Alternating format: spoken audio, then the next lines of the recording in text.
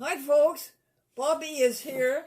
Bobbie, tell us how it's going for the kitty cats in Torrington, Connecticut. Well, Kitty Quarters is growing. We are now up to 26 volunteers, but need more. How wonderful. And that's the same number of Thank you, two-footed volunteers that we are allowed to have as cats, because the city limits us to 26 cats. Okay. And it is going well? It is. We would love to start over with our Read to Succeed program, because if you can catch a child to learn to read by 4th grade, they go from learning to read to reading to learn. Oh. That's a huge help in helping children who stutter. It helps children for whom the American language is not their basic language, and we have several Oriental families in our town. And overall, it's just a great experience for a child to sit with a purring, fuzzy creature, read out loud. We have quite an extensive library. No, give me a picture of that. The little child is sitting in a chair, and then where is the kitty? Well, we have little cat cabins, we'll call them. A child can choose to go either up in our loft and sit in a beanbag, or they can sit in one of the rooms on the floor, or they could sit in a rocking chair, or they can pick one of our pop-up tents. Oh, how sweet. And where does the kitty cat sit? Wherever the child and the cat want. We've got little pillows, one for the child, one for the cat, if they happen to be on the floor. And we have a rocking chair that won't rock on a tail because it sits on its own. You have to be careful when you're around these little creatures. No stepping on paws or tails. And the reason I want it is... Sensitive cats that are not for adoption, that can trust to be with the children. They don't bite, they don't scratch, they don't growl, they don't spit. And neither do the children, by the way. And is the public receiving this with enthusiasm? Well, they did, but then COVID hit, and then we had to be concerned about whether or not the parents would like the books that were donated from other children. And so we're kind of in limbo right now. We also need people who would be willing to go through a police check so that they can be with the children, because they'll be monitored but not disturbed while they're reading. And we have to have folks that we can count on to be trustworthy to be with these youngsters, because, you have to be cautious these days. And how many books and how many cats and how many children do you think you have served as long as you've been doing this? Well, it just barely got off the ground before it got shut down. So I would say only about a dozen kids experienced it officially. Of course, on the weekends we have youth volunteers. So they frequently pick up a book and read to a cat in addition to playing with them. Because our cats are allowed to be out of their cabins to play and run. And we have a kitty superhighway at the 8-foot level, so that cats, as long as they're old enough, can run on that and run, jump, and play and go up and down the scratching tree and run in the loft and climb the ladder and do all kinds of cat-like things. And that's why it's we really need to get it off the ground again with some, people who can say, I'll be there Monday from 4 to 6, whatever. Bobbie, what is the advantage of adopting a cat? Oh, my goodness, how much time do you have? There has been scientific proof that the human brain tunes in to the frequency of the purrs, and it actually creates what's considered runner's high, a change in the endorphins in the human brain. Really? Yeah, we humans have some kind of, I would call it primal connection to cats, because the purring actually calms us. And then you add petting to that, and it's just the most beautiful, calming effect. All natural, of course. Yeah. Hugs and My husband wrote a poem, and the leading line was, "The motor of contentment is deep within a cat." I love that. I do Where did that too. come from? I have to find that and put that up in our lobby. Yes, it's in his book, Something of Love.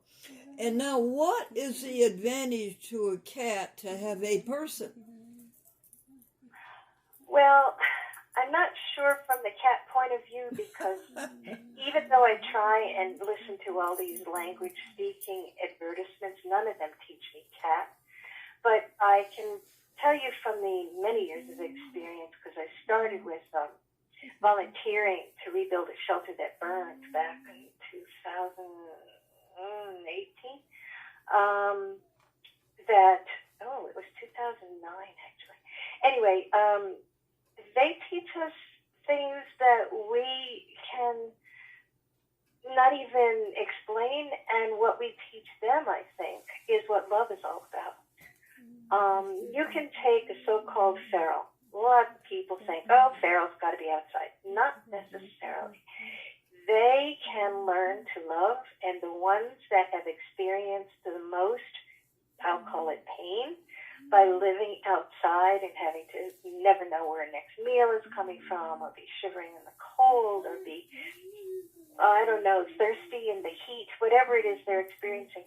When they find humans, they discover love, and they tend to be the most devoted companions. Oh, indeed. I have 2 ferals in my house. Indeed. Indeed. Is that why they go to sleep on your bed? They like to companion. Well, aside from the fact that they love warmth, I'm not sure about that. Yeah. You know, the usual temperature is around over 100 degrees in their bodies. And in fact, unfortunately, I lost 2 newborns because their body temperature was below 89. We tried to warm them with IV bottles full of colored water that we microwaved, but we just couldn't bring their body temperatures up. But that's, part of the shelter life. You have to learn to love and let go. But also you learn to love and hang on. So it's quite a roller coaster of emotions. So what does a person do to get one of these bundles in his or her arms? Well, not all of them are ready to snuggle. That's one of our very important jobs with all our volunteers. After we feed and clean, we try to teach them things like snuggling and words. Our cats learn what snack means. They all go up in their cabins after running around because they know what snack means. And so we train them and then try and meet a potential mom or dad one-on-one. I don't like group options because it confuses the animal. And pretty much most of them, when they play together, are allowed to run free in the room that they live in. So we encourage people to call for an appointment. We talk a little bit with them in advance to see what kind of a household the animal would be going to, because, these babies have been my babies for as long as they've been with me, and I want to make sure that they have the kind of new life that I would want them to have, which is strictly indoors, please. Oh, definitely. Threats out there, Definitely. human and otherwise, and not all threats come from the ground. A lot of people say, oh, I want to let my cat out, it's only in the backyard. Well, not all the threats that come from the backyard come from things like foxes, but hawks. So we ask that everybody talk to me first, and let's talk about the fact that it's not a good idea to adopt a cat to a child under 5. Why? Because a child under 5 just can't really understand what cats do and why they do and how to treat them. And for the sake of the child as well as the sake of the cat, most shelters don't. Folks, I've always said, keep your cat in the house. That way the cat doesn't get hurt And the cat doesn't hurt anybody. Yeah, it's natural for them to go after the birds, and you can't fault them. It's built into their survival techniques, I guess, to want to eat birds. They also play with them and hurt them, so that's not a good idea. But the thing is, when animals go out, when cats go outside, they tend to be little magnets for fleas and ticks and all manners of little things that we don't want to live with in our house. No. And you can keep all those little creatures outside. I suppose they deserve a place to live too, but not on our cats, please. Yes. But if an outside cat is there, it's not just a problem for that cat. It could be a problem for your neighbor. Oh, yeah. Right, and your neighbor could be a problem to you. Dear Amy, how many minutes do we have left? We're at 11 minutes right now. And how many do we have left? Let's see. 11 16? Yeah. 17? Yeah. Go ahead, Bobbie. You have 17 minutes left. Go ahead. Well, I really thank you for this opportunity. Like most shelters, we survive on the generosity of others, both in the people who volunteer their time. We feed twice a day, and we track everything about their health, so it's more than just open a can, shove it in the cabin. It's tracking everything about the cat and keeping a clean litter box. And Bobbie, hopefully taking some time to snuggle and play. Bobbie, please excuse me. Amy, did you count the 9 minutes of video that Bobbie sent us? 11 Let's minutes? see, 11 and 9 is... 11 and 9 is 30, honey. No, 11 and 9 plus 9, not times 9. That's 20. Yeah, 20. Okay. Oh, all right. Excuse me, dear. So, our volunteers, in case you're curious, our youngest volunteer is 9. She comes with her mom, and when she's all done collecting the bowls to be washed in the evening and doing her chores of charting all of the cats, what did they eat, did they pee and poop, etc., etc., she picks up our resident boy, Cato, who's now 5, and snuggles him in the rocking chair. It's the sweetest thing. She says, "Where's my boy, Cato?" And he's almost as big as she is. It's amazing. But it's a very sweet thing. And some of our volunteers go over the age of 80. We have adult daycare people. We have various disabled people. We have 2 special education children who come on Mondays with a staff member. We have youth volunteers who are getting school credit for community service. Oh, what a good thing you do to all kinds of circles, all kinds of circles. Everybody is eager to be with the cats because they give us such love and they get a feeling of, I don't know, give back. Oh, of course. Oh, of course. All kinds of things. Of course. Children who I have to evaluate at the end of each semester have to learn goals. So we work on goals together. How do you write a good goal? How can you meet your goals? Are you meeting your goals? Listen, And it's amazing what some of these young people, mostly girls, but some boys, preteens and teens, write for their goals. They learn things like, how do you run a business? Do the pellets just show up at the door? How do you manage the money that it takes to run a shelter? What kind of money does it take to run a shelter? What does it take to run a shelter? Heat, light. We pay for our water on the way in. We pay for the water on the way out. We have to do the electric bill, the oil bill, all these things. And the children have to learn that things don't just appear. You have to work for them and you have to plan for them. Can you order the food? When do you need to order the food? How much food do you need to order? And these are the kinds of things that they learn along with teamwork. now, Every child has a teammate. yeah, You have to work together.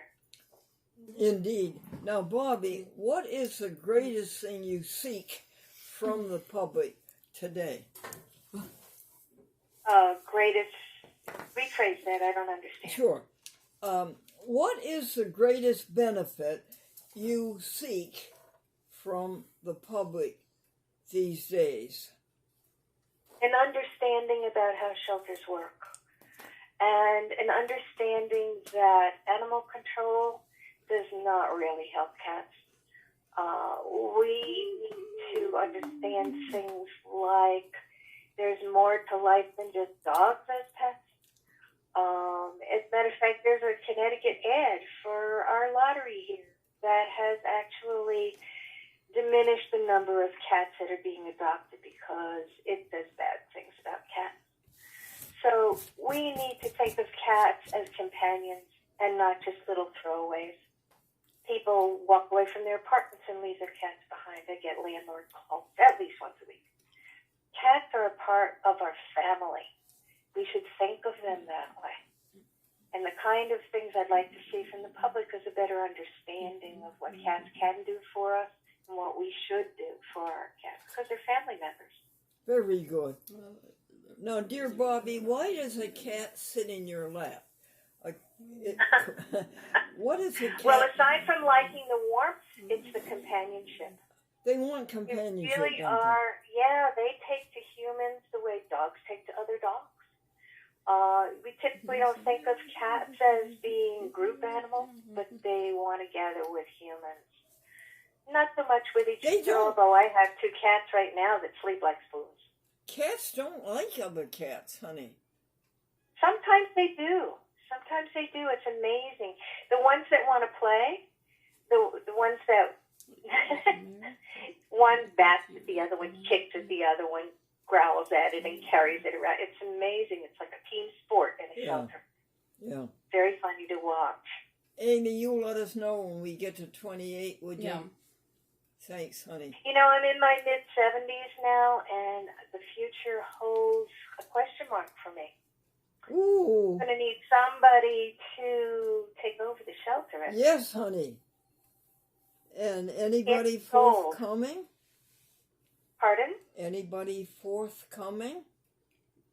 As possibilities, yeah, we're in talks, but there's a lot more to it than what you might think. So Yeah. I'm trying to guide someone in particular who is now basically operating out of her house.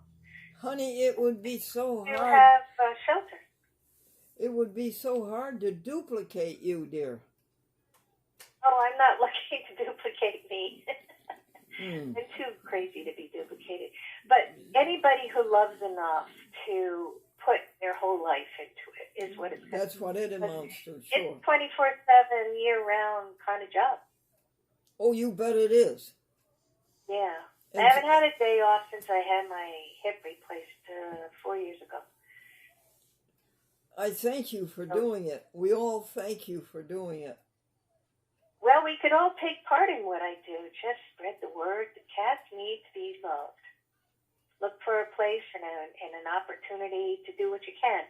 Even if that means feeding a feral outside your yard, putting a styrofoam box out there with enough weight on it to hold it down in the wind so that it can be protected. And I would say But you can do something. that people need the love of cats. Absolutely. Absolutely. It's kind of a little secret, I think, that needs to be better told. I'm going to do my part to see what I can do to get that word out, and you're helping me by having this interview. You bet I you. appreciate you. You bet you. Can I ask you, I have some beautiful blankets. I have an excess of blankets. I don't know where they came from, but I have like 8 or 10 blankets. How could they be used by the cats if I gave them to you? Well, if you were to see the size of our 2-foot by 4-foot cabins, you would see that one side has a litter box and the other side has the bed. And what we do with the blankets is we cut them up and bind the edges so that they cover the bed. Oh! Anyways, it keeps the bed clean. We can clean the blankets more easily and with less expense because the beds take up a lot of room in the washing machines and Oh, sure. Sure. electricity and soap and expense. So we take the blankets and we make them cat bed size, and we put them over the beds so that the cats can snuggle in them. The bigger blankets can be used for the entire cabin for a mother and her babies. Because the babies, you know, when they can't really move very much, they would not manage a bed so well.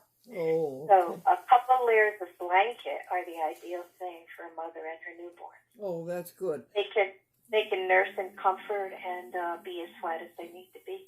We will send them over to you, For honey. nutrition. Yeah, we'll send them over to you. They're brand new and they're clean and they're just beautiful and warm and snuggly and Excellent. yeah. And they wash better than towels. Yes, yes. Towels tend to take a long time in the dryer. More Yes, expensive. yes. Yes, right. So, right. yeah, that would be great. Yeah. Hey, by the way, we're having a big sale this Saturday. Oh, yes, Cool. let's go on that In quickly. Torrington. Yes. Yep. From 9 to 2.